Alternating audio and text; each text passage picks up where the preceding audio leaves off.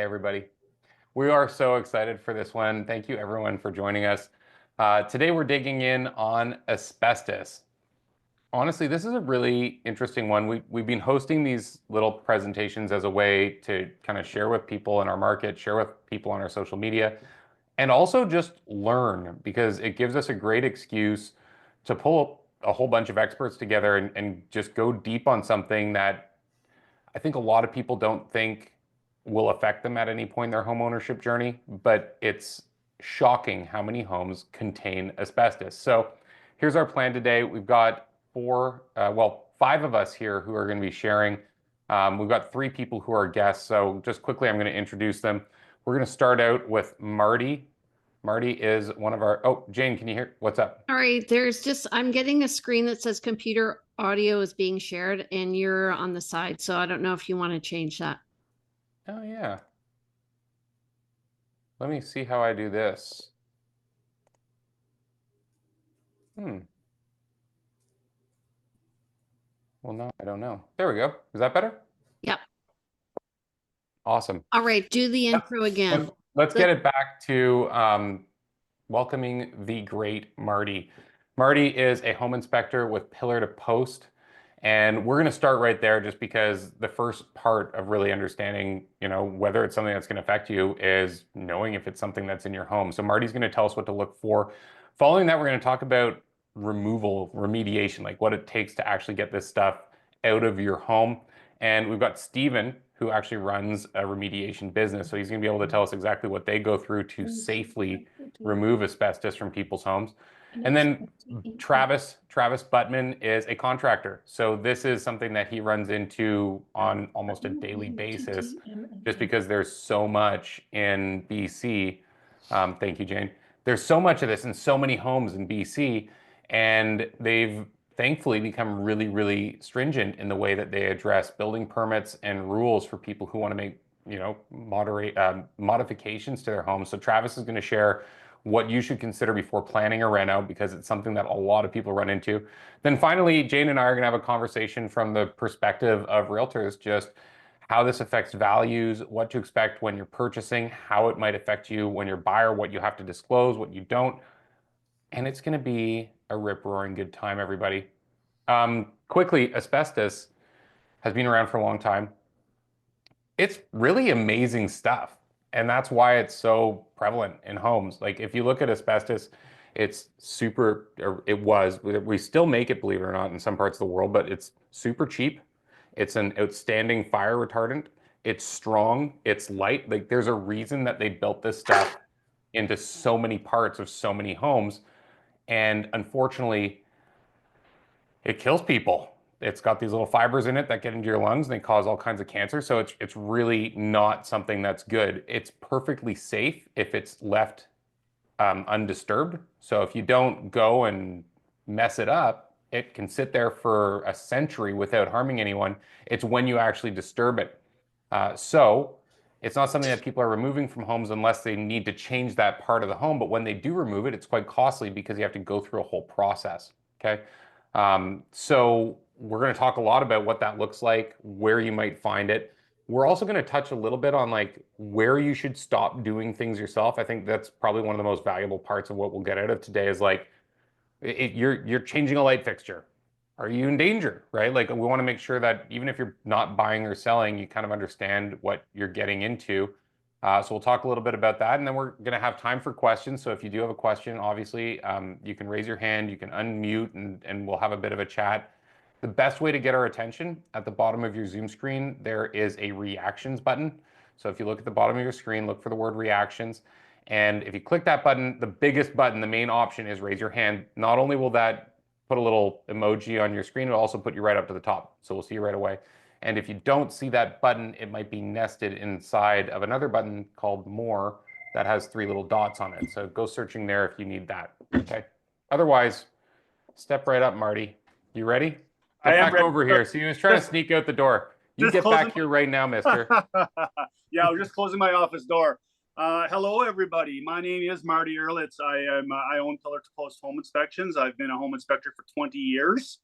I've got probably 7,000 or 8,000 home inspections or so under my belt. And yeah, asbestos is an important conversation to have, and it's something that it's become more prevalent in the past 15 or so years, and I definitely want to touch a little bit on that as to why that is a thing. So first of all, as Sean mentioned, there's tons and tons of asbestos in, well, not, I shouldn't say tons and tons of asbestos.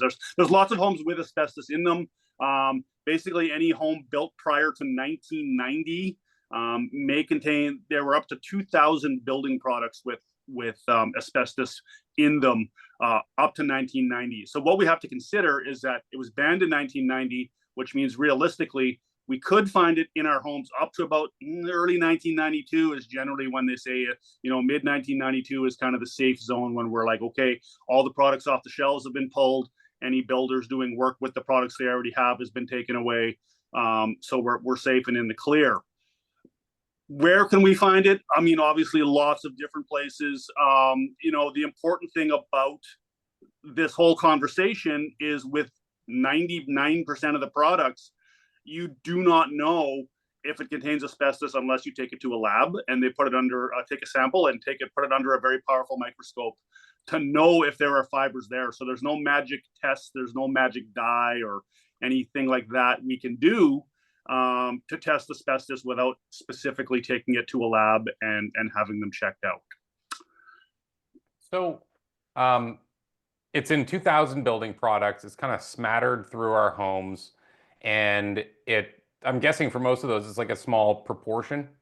Yes, exactly. And that was one of the things I want to bring up. So I'm going to get a little technical here for a minute. So what we're dealing with in most of the products that we're talking about now are products with trace amounts of asbestos. So 15 or so years ago, WorkSafe BC said that anything with less than 1% of asbestos was considered non-asbestos containing material. So 1% is a very small number.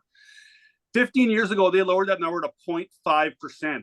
And what that did when they lowered that number was it opened up a whole bunch of products that never really used to make the radar.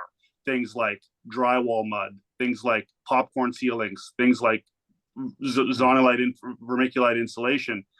Those types of products contain asbestos, but generally trace amounts of asbestos.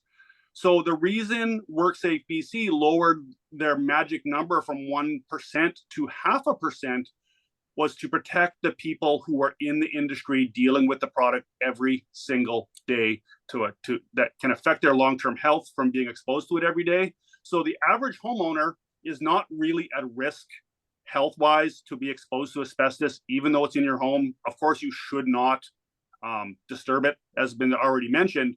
But it's Travis. Travis is at risk, basically, our contractor. Basically, Travis is the guy who's there, who's in the trenches every day dealing with it. So he's certainly the guy who is, absolutely, the most kind of at risk to it. And even me as a home inspector, I mean, I don't go into an old house attic without a mask on or something like that, because it is so prevalent in things like vermiculite insulation. And the problem with vermiculite is it's really, really easy to disturb because it's just laying there, and it's like popcorn. It just has big, great big scoops of it. Yeah. Just to give a bit of context here, everybody, vermiculite was a type of blow-in attic insulation. So they just throw this kind of, how would you describe it? Almost like it's like the stuffing of a pillow. Yeah, well, it's like actually rock, basically. It's a mineral. Yeah, exactly. Yeah. And vermiculite technically isn't asbestos. It has traces due to mines that were contaminated with asbestos products or with asbestos itself. So because of that reason, I believe it's like 90% of all vermiculite has asbestos contaminants to it. So everybody thinks, oh, vermiculite is asbestos. Yep. They're found in the same place in Quebec. Yeah, exactly. So where it came, so 90% of it came from a mine in Libby, Montana.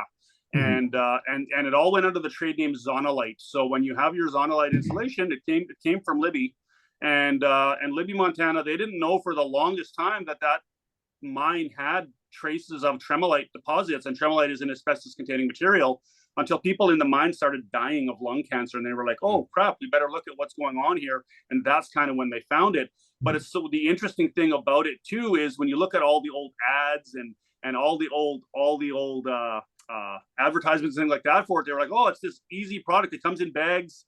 It's like a mineral. You throw it down, you roll it out. It's super easy. It's super safe. Everybody's happy. So it was incredibly popular for people to do it themselves because they didn't need a professional to install it. And that, tends to be, in my opinion, probably the number one product that is hardest to deal with during a home transaction, is because it's virtually guaranteed going to be contained. I mean, the asbestos companies don't even generally test it anymore. They're just like, yeah, it's vermiculite. You should remove it, because we can test one spot, but because it's a mineral, there might be a little tiny bit in this one spot, but then you might go over 10 feet and test another spot, and it might contain way, way more. So it's not a consistent amount through the product. So it's just come to a point now where you find it, you remove it, essentially. Marty, how often are you finding it in houses in Victoria? And I know like certain eras, you're going to find more than other eras. So what do you say? Yeah, I mean, less and less, obviously, because as we know, as time goes on, more and more gets removed. But I mean, it's, I've seen it in houses as late as 1970. It's very rare to find them in houses like that. But if you got a 30s, 40s, 50s home, there's like it's 50-50, maybe even better, maybe even a 60-40 chance you're going to find it somewhere in that house, because it was such a popular thing to use. So we do find it often. I mean, I probably find it on a monthly basis out of the inspections that I do. So you found it at my first house. You did my inspection for my first house. Oh yeah. There. Now, I know from sitting on a lot of home inspections, Marty, that we'll often have things that we see in homes that are a smoking gun for asbestos, like the little 8-inch tiles in the basement. Those are notorious. The white wrap that goes around ductwork. Is it just that is it that they always had asbestos? Is it that they had a higher concentration of asbestos? Is it that they're actually made of pure asbestos? Why is that? They're the usual suspects. The 9x9 tiles you're talking about, guaranteed, 100%. They're going to contain asbestos. Those were asbestos tiles. The white wraparound ducts, it is one of those things where some of it didn't have it, but most of it did. But yes, you're right. Those are the smoking guns. It's the same as those interlocking ceiling tiles we see in a lot of old homes. A lot of those did too. It was the smoking gun is the composite ceiling tiles you find in old homes with all the tiny holes that are looks like a million holes in each tile. Those ones, again, generally are like, yep, you see those, and you pretty much going to have a conversation with your client that there's a very, very strong chance of having it in there. The bigger concrete board exterior sheathing, we see that too. That one I've heard is is there any other smoking guns that you see it and you're just like, oh, asbestos for sure? What about linoleum in kitchens and stuff like that? Because it was a fireproof material, right? That's why they... Yeah, the interesting thing about linoleum was a lot of the linoleum didn't contain it, but the mastic that stuck the linoleum to the floor contained it. Yeah. Travis? I was just going to say that it was the adhesive that was on the floor that contained it. Another thing is the material, the white material that is around water pipes. Another sign is if it looks like cardboard, like how cardboard has the ridges. Just talking to my hazmat surveyor, they said they don't even need to test that. They can say, yeah, 100% that's asbestos, that product. So, So you were saying like we're very careful with asbestos because there's certain professions that people are coming in very frequent contact with these substances. But then there's also homeowners who want to hang a picture on their wall or are moving something around. Like, where's that line where you know that you're safe to go ahead and do something, or should we be overly cautious in our own homes? How do we manage that, Marty? Well, I mean, honestly, that answer is probably best left to somebody who's in the asbestos industry. But generally, again, my take on it, because I don't want to scare the crap out of every one of my clients that they're going to die if they hang a picture. Obviously, get cancer and your house is a health hazard, that type of thing. So my take on it is this: it's trace amounts to begin with. So hanging a picture, cutting a small hole, there's trace amounts of trace amounts of trace amounts in something that small. So my general consensus, and again, somebody can certainly, some of the renovators or the asbestos people can pipe in if they have a different opinion. But my opinion is generally, unless you're like swinging hammers and busting out drywall or removing something that's friable. Friability means it's very easily made turned into dust. So that's why vermiculite is one of the big ones, because it's so easy to get those particles airborne. Those asbestos tiles we're talking about, I mean, they're, you know, they don't get made into dust even when you break them off. So they're considered a low risk product, but it's still not a good idea for a homeowner to get in there and start doing their thing with it. But so, you know, my consensus is, hey, if you're renovating your kitchen, if all you're doing is pulling off your cabinets and putting up new cabinets, there's not really going to be a risk there for your health. But I mean, if you're taking out that wall, or you're, you know, you're swinging hammers and you're making dust and you're doing damage to your home, you got to get it checked before you do that, because that's where the, you know, okay, so demolition is where generally the risk is the demolition for sure. And so don't go up in the attic and vacuum out your own vermiculite. 100%, that's not a good idea. I've seen that. Just saying. I've seen that. Yeah, absolutely. Yeah. I mean, there's a reason we leave that kind of thing to the professionals. I mean, it's not cheap, but they have all the right ways to do it. They're going to do it so it's perfectly safe, so they're not putting anybody at risk. And that's what it comes down to, is everybody's, you know, long-term health, obviously. So, man, if only we had a professional here who was like a, you know, an expert in removing asbestos. yeah, right. That's a perfect segue. Well, yeah, and like I said, that's where for me as a home inspector, I don't want to overstep my terms of my knowledge of it. I certainly know a lot, you know, quite a bit about it, but obviously the people dealing with it every single day, those are going to be the people that are going to kind of give, you know, tell you kind of like where, you know, where that line is and stuff like that. So I think it's a good idea to discuss that further with the other professionals in the room for sure. Well, thank you, Marty. And what we'll do is we'll keep kind of having this as a conversation. So keep piping in, but let's go to Stephen for a sec. Stephen, thank you for being here. Thanks for having me. Yeah. So tell us your story. You run a company, right? Yeah, I own Remove All Remediation. Do asbestos, mold, lead, hazardous materials in general. Mostly asbestos is kind of the work that we do. Just a couple. Oh, that's interesting though. So most of your work is asbestos. Yeah, absolutely. Huh. We have 20 something guys, and we're constantly busy on jobs. Small renovations, big demolition projects, helping clients remove cabinets for their kitchen renovations. It's kind of big and small. So I did kind of want to touch base with what we were talking about with, you know, the safety of the people and what they're doing on their houses. WorkSafe actually says that you can fasten and remove nails. They specifically mentioned smooth drywall. It's a pretty low risk operation. Like Marty mentioned, you're hitting a small percentage of asbestos in a small amount of drywall joint compound. Fairly low risk. The problem I would say that comes in is clients removing cabinets. Sometimes you're going to disturb a bunch more material than you plan on doing. So there's kind of like the health and safety risk, and then there's the regulated risk that WorkSafe BC says you can do. So a person coming in pulling a couple pieces of trim, realistically, pretty low chance of exposure. If WorkSafe came and they saw that and there was workers on site, that's technically a moderate risk procedure that requires respirators and gloves and suits. So it can get people in trouble if they're doing it and making a mess and potentially putting workers at risk. And that whole thing is protecting the workers from the long-term repeated exposures of asbestos. That makes a lot of sense. Yeah. Okay. So let's zoom back for a sec, just quickly, and we'll talk a little bit more about all that in a second, but can you give us a kind of like a flyby of what a typical homeowner would go through? Like, let's say that you're in the era where there's a lot of this product in use in your home, so you got a lot of asbestos, and you want to do a kitchen. We're pulling down the cabinets, like you were saying. Maybe we're even taking a wall out of our home. What would be, from the very beginning, like, how do we figure out if there is asbestos, and then where do you come in? What's your process? Can you give us maybe like the run through of what this looks like? Yeah, so they would want to reach out to one of the environmental consulting firms who specialize in the asbestos testing.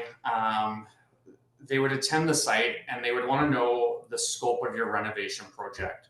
So you would need to tell them, you know, we are planning on removing this wall. We might be removing this flooring. Cabinets are coming out. And they take that information and they're going to do representative sampling of the area. So they're going to sample what will be impacted and what's potentially going to be impacted in your home. They might take core samples of your floor to see if there's any hidden flooring layers. They might dig in through wood paneling to see if there is drywall or asbestos or drywall or plaster behind it. And then they take those and they analyze them. And they need a few samples of each material typically. Then they take that information and they're going to put it into a hazmat report. And that's what everyone needs before you start a renovation project. Once we receive that, we can basically come into the home, do an assessment of what the remediation is going to take. They're usually going to be classed as a moderate risk or a high risk procedure. One of them is basically we contain it. It doesn't need to have the 3-stage decontamination area with a shower and full negative air pressure and a bunch of other requirements. And so we kind of got to figure out the risk level. And then we quote on the removal of the project. So if we were going to do a high risk project in someone's house, we'd have to poly everything off, any walls that aren't going to be impacted, floors that aren't going to be impacted. We have to bring the consulting firm in to test the efficiency of our HEPA filtered negative air equipment, set up the 3-stage decontamination area. There's going to be a shower in the middle of it. We bring a portable shower into people's homes. And then everything gets done with, like all the work gets done within this containment that's maintained under negative pressure. So it's a bit of a process depending on the material. Negative pressure means you're pushing air out. Correct. Yeah. The machine will suck all the air in and then it filters it through the HEPA filter and then spits it outside as clean, fresh air. So that's high risk. What's moderate risk? What parts do we get to skip? The shower, or do we have to build an enclosure still? It kind of depends. So there's kind of a different levels of moderate risk. So a mastic coated sink, kitchen sinks can have asbestos on the underside because they're like a vinyl floor tile where it's darn near impossible to actually release asbestos fiber unless you maybe take a grinder to it.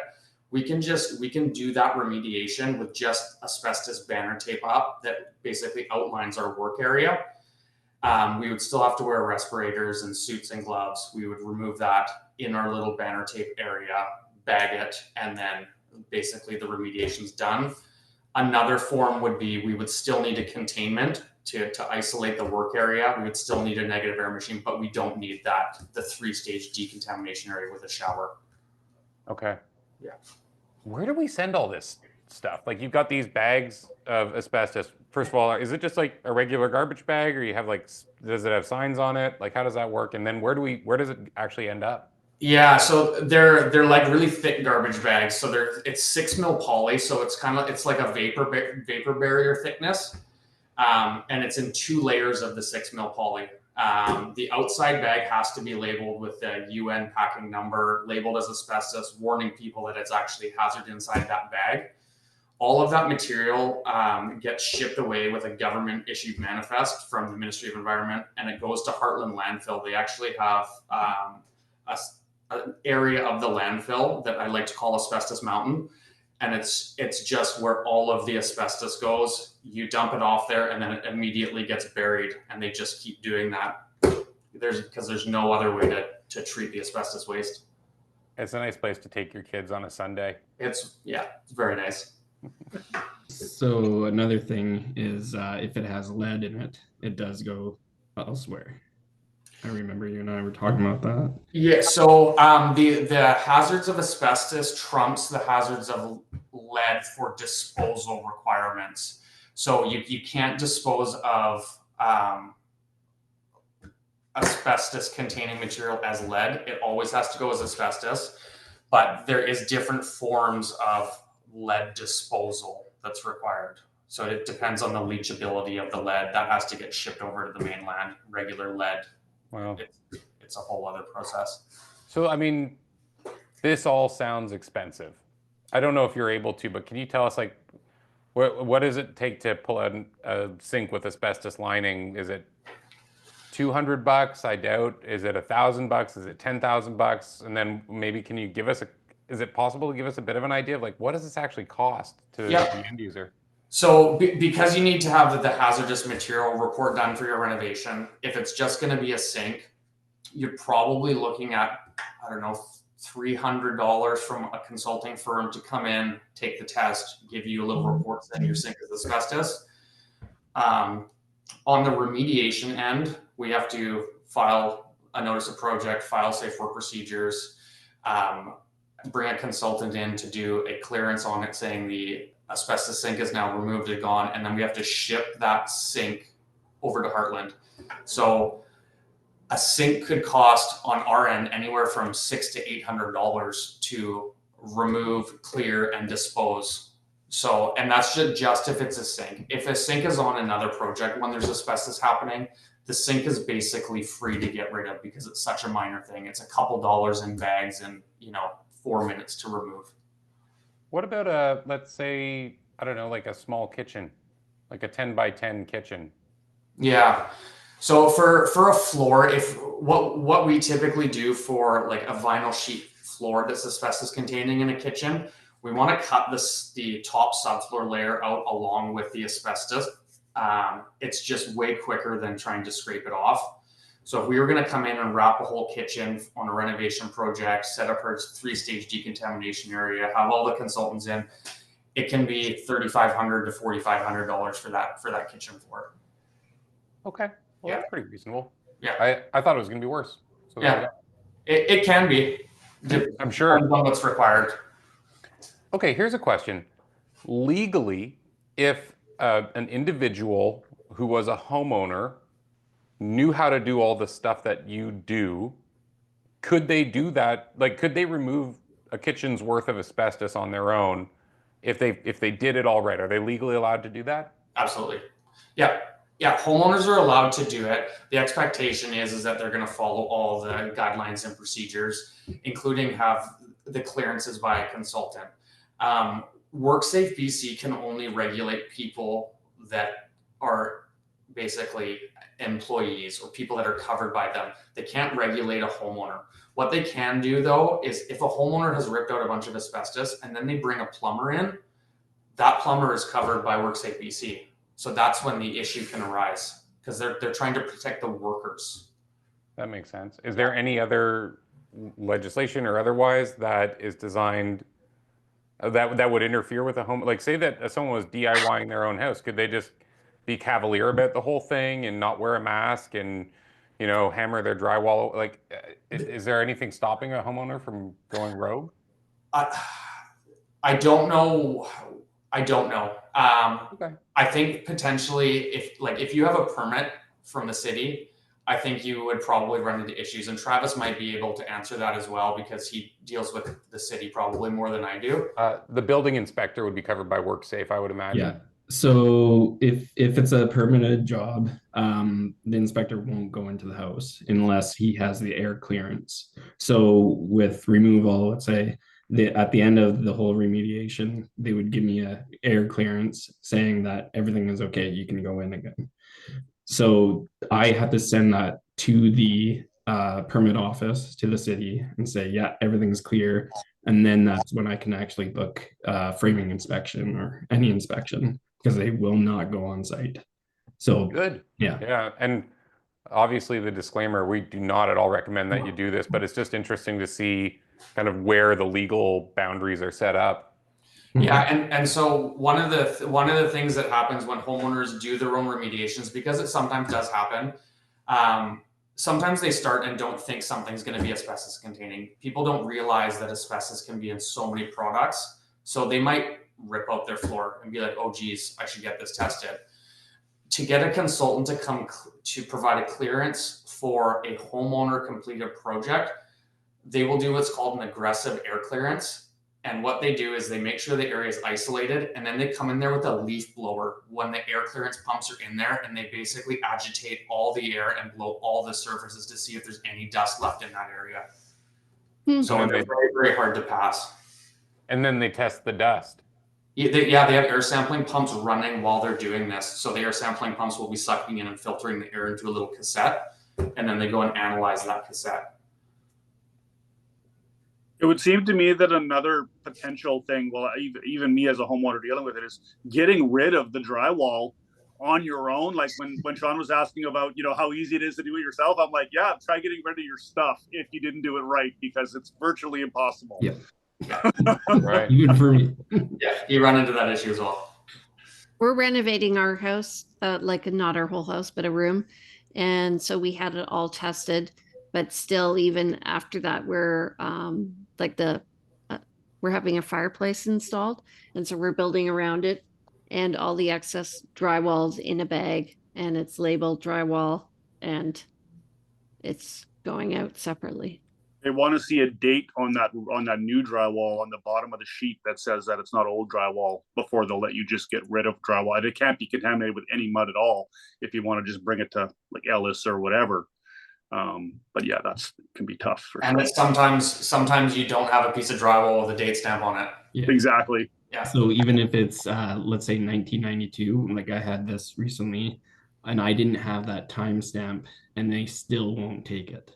Yeah. So Wow. even if your house is newer, if you don't have that, no, they won't take it at all. Which is fine. So we talked a lot about drywall mud being a contamination risk for asbestos, but I'm assuming that doesn't mean that drywall from any vintage is safe. Does the drywall itself have it, or is it just the mud that was more commonly the risk? Just the mud. It was never put into the drywall. It's always going to be the drywall joint compound or the texture coat that's on the drywall. Okay, so that's good. It's not in the drywall. It's just all over it. Yeah, and that's part of the thing about when someone's pulling a nail out or putting a nail in, it's a thin layer of 1% asbestos-containing joint compound across your nail heads and your joints. So it is a small amount, but the risk is still there. Okay. I'm a drywaller by trade, and I've learned from my dad. And my dad was a drywaller in 1970 when I first started doing it. They deliberately added asbestos to their pre-mixed mud back then, because the problem with the powdered mud was it wasn't workable without the asbestos in it. It was really hard to work with. It didn't slide. So they deliberately added the asbestos to the mud back then. My dad had pails of asbestos that he would bring to work and add into his mud. So, I mean, it's what they didn't know then, kind of thing. So it was inadvertently, at first, I think, inadvertently a thing where nobody really knew the implications of it at that point in time. They just did it because it was easy. Well, it Pops kind doing? of looks like snowflakes, and the whole purpose of it is that they bind with one another. But the issue is it has these little hooks on the end that get stuck in your lung, and then you get nodules in your lung, which are precancerous because they're irritated. That's what asbestos is. So some of the stuff they replaced it with, I'm sure, has some of the same properties, but not the connotation. Yes, because again, it's such a versatile product, right? It was a fantastic product for everything it was used for. That's the thing about it. And it was really, really hard to replace. Yeah. And in Asbestos Quebec, I know that there were people who chewed asbestos in their mouth. They would take it and chew it. Wow. Boy. What can't it do? Save your life. Yeah. All right. Well, hey, let's grill Travis for a little bit here. Travis, do you mind quickly introducing yourself? Yeah, so I'm Travis. I own Cato Renovations. I do bathroom, kitchen, renos,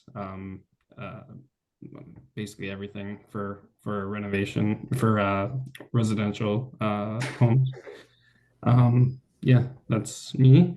So you're bumping into this stuff a lot because people don't renovate homes that are brand new. So I'd bet a good majority of your projects have to at least go through the testing phase. Is that right? Exactly. So right when someone phones me, first thing I do is I go onto BC assessment, check out the age of the house. Once I know the age, I do talk to the client and say that we need to do a hazmat survey, which is what Stephen was talking about.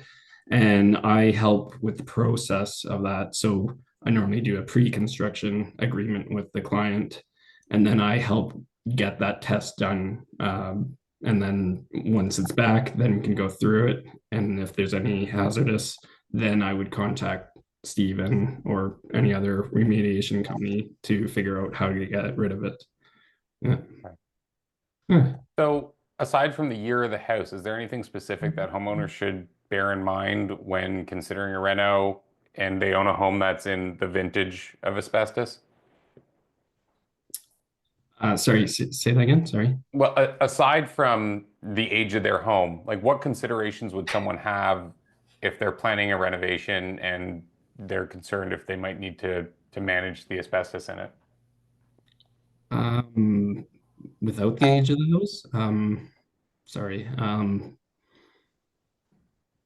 Sorry, I don't understand. I'm Sorry. sorry, I'm asking this in a terrible way. Aside from the age of the home, is there anything that homeowners should consider before they're planning a reno, or is it basically just like you're along for the ride? If it's It's basically the pre-1992, age. Like even if it's like if the client knows that's brand new drywall in an area or brand new flooring, I still need that test done because of that age. That's what inspectors go off of. That's what basically everybody goes off of. Yeah, there's no getting around that, really. okay. Yeah, yeah. Um, but yeah, so the process, sorry, yeah, that's basically it. Yeah, Okay.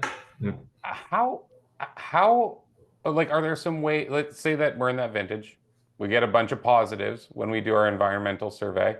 Um, what are some of the ways that people can adjust their renovation plans to minimize cost if they know that asbestos is present? So we don't need to remove it. Let's say it's a flooring, we could technically bury it. So we can put the new floor over top. There's nothing saying that we need to remove it. It's not ideal. Like I do like to get rid of it because that's out of the house. That Mhm. hazard material is out, but it is a cost savings if you can just leave it there. So if it's drywall, you could potentially put another layer of drywall over top, but a lot of times homeowners want to redo their plumbing. So once plumbing is removed or electrical is removed, you need to remove that hazardous drywall. So a lot of times it's hard to get around the drywall. But flooring, yeah, you can do it for sure. I guess it's interesting too, because from what I would imagine, the difference between creating a hole this big and taking a wall out is probably not as big financially as you'd think. Like as soon as Steven has to come in and tarp off the whole space and create the negative airflow, you might as well take out as much as you can. Is that kind of the experience that you've had? Yeah. So a lot of clients say like, well, why can't we just take out half? Um, Really with removal, they would have to set up anyways. So why not take out that material? Like the cost of actually taking out the material isn't the biggest price tag, I would say.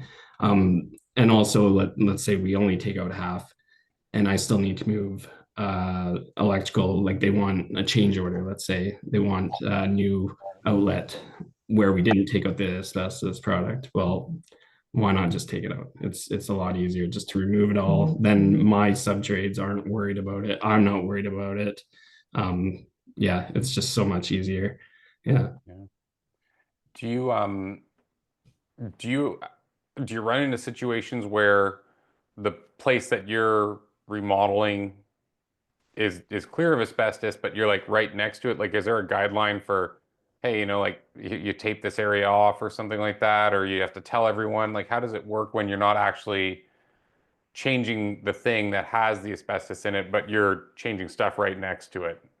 It's okay. Like I do warn everybody, my process, I do have a lot of daily logs and so on. So I do let my subtrades know, hey, do not touch this product. If we know 100% we're not doing anything in that area, then we can leave it. The inspectors don't really need to worry about it as well too, because I can literally say we haven't touched that area. There's no airborne particles that are bothering us basically. So yeah. Okay. Again, I know I'm asking a lot about DIY, but I know it's something that I think a lot of people either have done and now they're concerned. They're like, am I shortening my life? Or they want to do something and they don't know if they should. Do you have any advice for people who are considering like a small change to their home? Um, how would you guide someone like that? Just be cautious with it. Like, yeah, you can do your own renovation for sure, your own small renovation, but just be aware of what's in your house.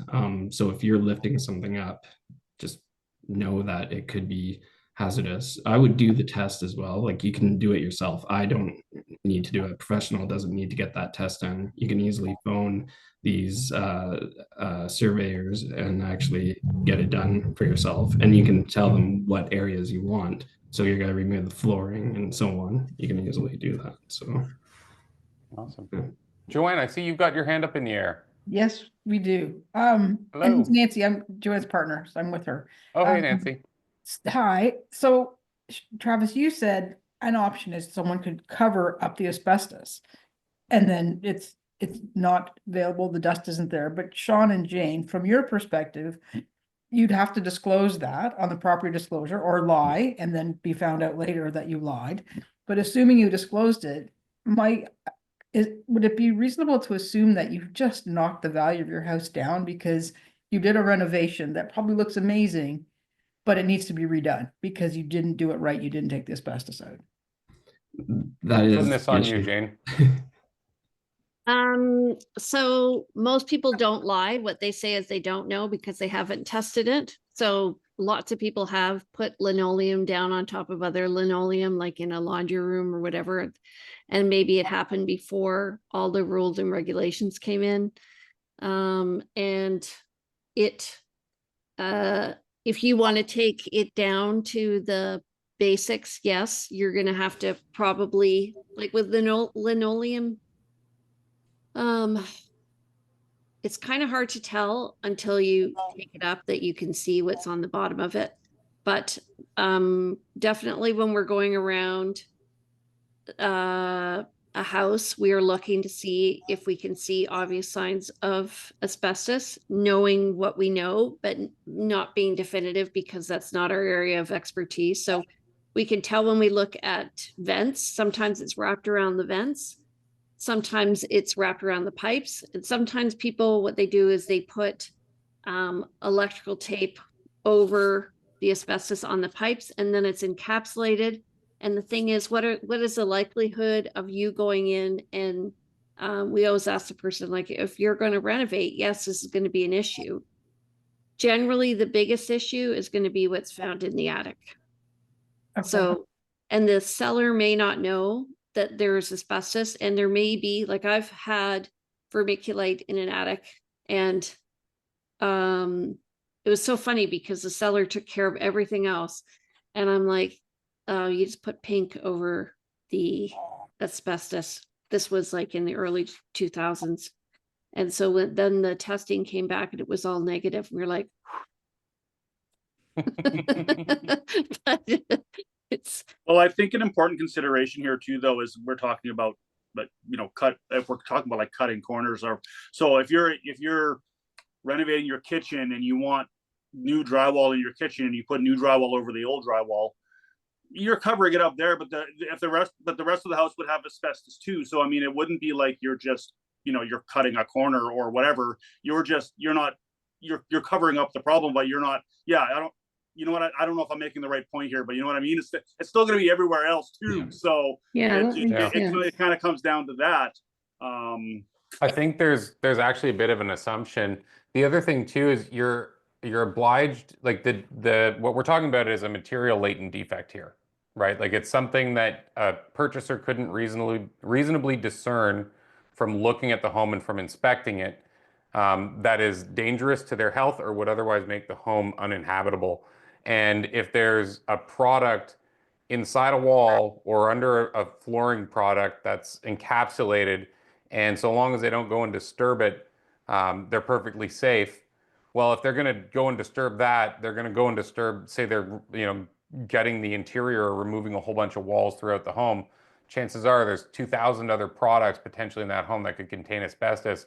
It's not really like you changed the odds. Does that sound right to you, Marty? Yeah, exactly. No, that's exactly how I feel. And just another quick point on that, again, just having a unique perspective of being a drywaller and a home inspector.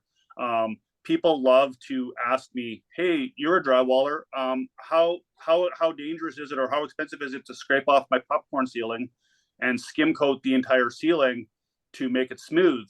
And that's generally where I say, you're better off just put new drywall right over top, because it's going to be way smoother. Because the problem with popcorn ceilings, the reason they do popcorn ceilings the way they do, is so that the drywall taper doesn't have to make the ceiling smooth.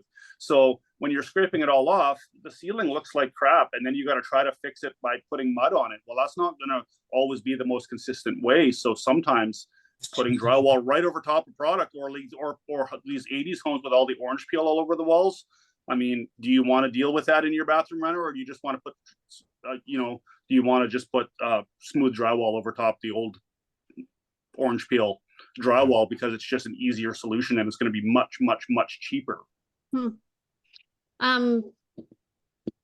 I speak? Is that all right? Come on. So I just had a client, this is actually for Travis and Stephen. I just had a client who purchased a house. We actually did find vermiculite in the attic, and how we dealt with it, Joanne, was we ended up doing a price reduction. We got an estimate on the removing of the asbestos in the attic, and we weren't aware, because what had happened was there was no asbestos around the opening of the attic. And a property disclosure statement is a courtesy from the seller to the buyer. We're required to have them, but we're not required to fill them out. The reason why we fill them out is because it makes buyers more comfortable, and also it's a statement from the seller of the condition of the house. So in this case, it was a house nobody lived in. The owners bought it and never lived in it, but there was no asbestos around the attic entry. It was all pink, and the asbestos was in the corners of the attic. So Sneaky. we got $10,000 off, which was half the price of dealing with it. And the buyers were happy. But when they went to do the renovation, the person who was handling the renovation tested every single area of the house. And normally that testing cannot happen before you take possession of a house, because you're putting holes in the walls. Yeah. So, are you guys ever called in before a sale is completed, before they're removing conditions? Just wondering, Travis and Stephen, and what do you do? I get called in quite a bit. Whenever I get a call from a realtor, I know a few of them, it's always going to be vermiculite or asbestos duct tape on ducting. And it's usually right before a sale is closing, and they need a number, because I think they take it into the negotiations.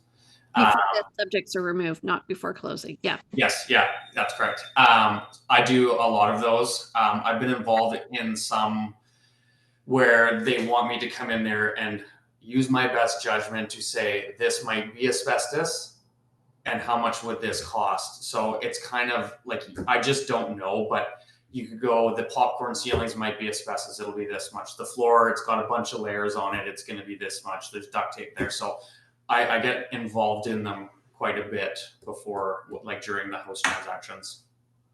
What about you, Travis? Are you doing estimates on remediations? No, I'm not. Not yet anyways. But I have done it for myself. My first house that I own, I had vermiculite, and I believe I actually had Stephen come and quote for my house to reduce the price for it. I didn't remove it afterwards, because I know I'm not going to go into the attic, so I'm safe. But I know, let's say if a tree fell on my house or something, then there would be issues. So then it would be probably double the price for sure. Also, when some people replace their roofs, they can go in at that point through the top and they can vacuum it all out, like literally stick a hole in the roof and vacuum it out. Hmm. Just less intrusive in the house because it's air quality that we're worried about, right? Especially with the, like, you think about the attic hatch, the classic, it's in the closet or whatever, you go in, it's like this hole this big. And then you imagine trying to have someone go up there and shovel this stuff into bags and not have any of it waft down. I mean, that's, they've got to build a lot to keep that from happening. So, Lot coming of in through the roof. water suppression and negative air machines. Yeah. Therefore, to keep the dust down. Yeah. So it's a lot of work. There's Yeah. also the issue with people putting in pot lights now because they're going through the drywall or whatever the product is on the ceiling. And so the asbestos is going to be on the other side of it. So that's where people run into issues. Generally what I do when I'm working as a buyer agent or even as a listing agent and walking through the property, I'm asking about the age of the house and when renovations happened. And I'm looking at the kitchen floors and ceiling tiles. And just because I've attended all 8,000 of Marty's home inspections, just kidding. Uh, I am saying, well, this is likely to contain asbestos because it's not what you find out, it's when you find it out. And the buyer doesn't want to be shocked by a home inspection saying that. So we try and figure it out before we go through. And I have had a homeowner who's kind of like a handyman guy who did get himself qualified to do the asbestos remediation. It wasn't that hard to get it. And he's the kind of person who wanted to do it himself, but I wouldn't recommend that for most people. I think I think actually Marty might have been the home inspector. I don't know, but this guy went in, we found asbestos in the attic. We went back a few days later and all of it was gone, but there was a bunch of, it's kind of shiny. And so we noticed that there were particulates all over the attic, and the buyer, who was of course an environmental biologist, just ran away. You don't say. Well, I would say generally too, I would say if people tell me that vermiculite's removed, if I see one tiny piece of vermiculite in an attic, I'm going to tell people it's likely not a professional company doing it if I find a piece of vermiculite, because Stephen's job is kind of to get rid of it all. So Yeah. it throws up a caution flag if I pop my head up in an attic and even see one or two little pieces. Yeah. You can tell when it's not a company that's done it. In every little, it's in the tight corners that you're just going to see build up, or maybe there's shop vac that they shouldn't have been using. Yeah. Didn't reach. 100%. Yeah, I think, sorry. No, you go. I don't think I've ever seen a buyer more disgusted because he knew the consequences of what the seller had done. And the seller was just thinking, oh, I've dealt with it.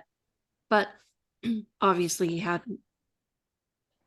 I think generally speaking, though, aside from vermiculite, because that is a larger, we'll call it contamination. Generally speaking, if you're walking a buyer through a home, I do the same thing as Jane. If there's the tape around the ductwork or the little tiles that were, 8 inches and you've got those smoking gun asbestos finishes. If I see those, I explain it to buyers, and my experience has been that once you explain what it's like to actually have that in the home and that there's not much risk if it goes undisturbed, there's no risk if it goes undisturbed. The majority of people, maybe in my whole career, I've had one or two that were actually really worried about it, and the remainder say, oh, okay, well, that makes sense. And it's a talking point, but it's not a major roadblock to getting a deal done. I think people just want to know for future, like, hey, if I am doing a reno, like when we do got our kitchen, are we going to have this extra fee of having to, do asbestos abatement before we can kind of move forward? I think that's probably more of a thing than somebody being actually freaked out by it, like you say, Sean. Yeah, absolutely. And what can I touch myself, and what should I make sure to leave alone? Because then you're just making sure that they're safe, like their family as well.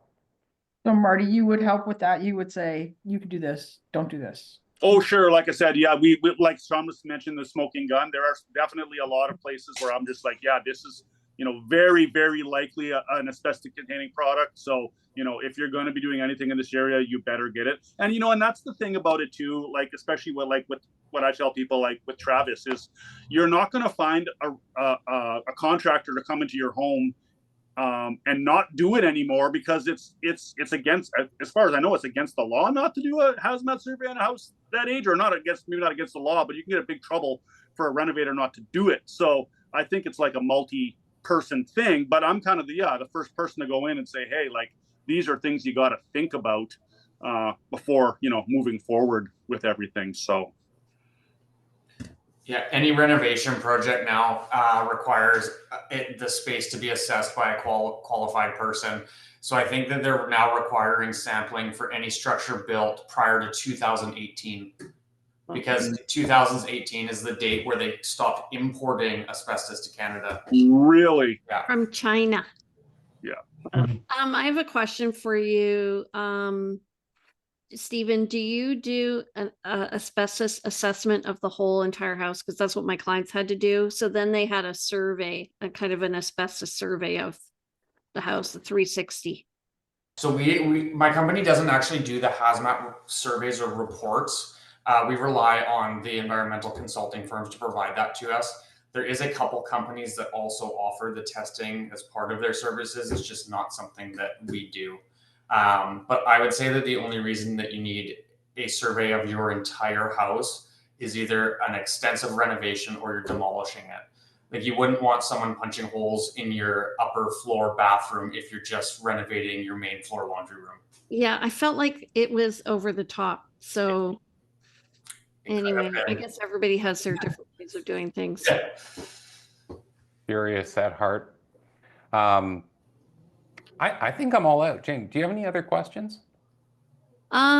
Well, I just want to say also, so there is a material latent defect form that Sean was talking about that people, sellers should fill out. And when you write a contract of purchase and sale on a property, you do have to sign off on that material latent defect form. If it is on the property disclosure statement, the property disclosure statement goes to the lender. The lender may say that the asbestos has to be removed. So there's different ways of handling it. These are all discussed with sellers beforehand. Like, for instance, this seller in Victoria that my buyer purchased from could have had a material latent defect form separate from a blank property disclosure, and the lender may not have known about this, if you know what I'm saying. So how it's handled varies, but it should be disclosed up front. And as I said before, is when you know something, not what you know. And so being able to find that information out and understanding how to deal with it is so important. As you've all mentioned, a lot of people are afraid of it. It's a long-term disease. If you get asbestosis, it usually comes out like 20 years from now. And, they're trying to protect what Stephen was saying. They're trying to protect the workers. So living in a house, and like, I had a client who was terrified to put a nail in a wall. And that's not a reasonable fear, I think. But doing a renovation is a reasonable fear. Does that make sense? Oh, go ahead. Sorry, I was just going to say, we have so appreciated this, Sean. Thank you for putting it together. We do have another commitment we have to go to, but we've learned lots. Nancy's taken pages of notes, so we just thank you so much for that. Well, thank you for being here, and especially thank you to all our guests. Just quickly before we wrap up too, I promised, why don't we start with you, Marty? How do people get in touch with you if they want to, have you come out and take a look at something? Yeah, well, there's a couple ways, obviously. You can call me. My office number is 250-385-4000. And my email address is Marty, MARTY, .Erlitz, ERLETZ, at pillartopost.com. And that's my email address. And I'll be happy to answer any questions if there are any coming through. from my end of things, like I said, I feel like the other gentlemen in the Zoom are more the experts to this. I'm kind of been privy to like looking at stuff and being able to identify it. But when it comes down to the nuts and bolts, I'm going to definitely recommend you talk to a professional anyways. So, but certainly if there are questions related to that or any other home inspection questions, of course, feel free to contact me. Absolutely. Thank you. Thank you. Stephen, how do people get in touch with you? Office number is 250-478-9998. We have a website, www.removall.ca, and it's spelled REMOVALL. And then we can reach by email at admin, ADMIN, @removall.ca. Awesome. All right. Travis, how about you? Yeah, so office phone number is 236-464-9700. I do have Facebook. I have a website, catorenovations.ca. And my email is info@catorenovations.ca. Great, that's helpful. Thank I forgot you. my website. It's victoria.pillartopost.com. Okay, Awesome. Okay. Well, thanks for being here, everybody. This was great. Thank you so thank much. you so much. Take Yeah. care. Appreciate it. Thanks, you Thanks, guys. everyone.